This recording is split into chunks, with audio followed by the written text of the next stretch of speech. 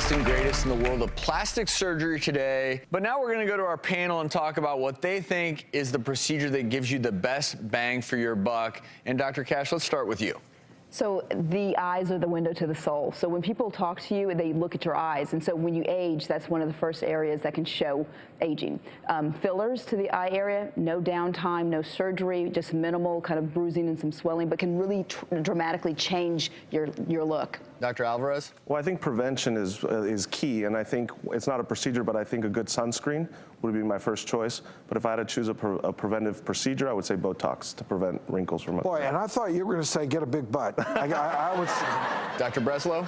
I'd have to say a tummy tuck or abdominoplasty because it just does such a remarkable job of restoring the shape of the abdomen, especially post-pregnancy. And Dr. Pryor? Biggest bang for your buck in my practice is definitely Belafil. That's the longest lasting filler on the market. So we've talked a lot about the limitations of the fillers today, short acting fillers. And actually what Belafil does is accomplishes all of those, but it's been shown to be safe and effective for 5 years. So patients are able to pay a slightly higher price point up front, but for better long-term results. Docs, thanks so much for being with us today and providing your insights.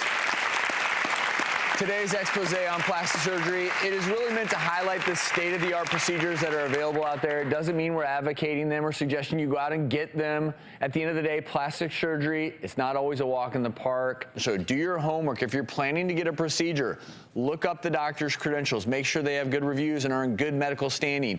And if you need to get multiple medical opinions before you sign on the dotted line, remember, this is your body and you only get one of them. Respect it and choose wisely if you do decide to go under the knife.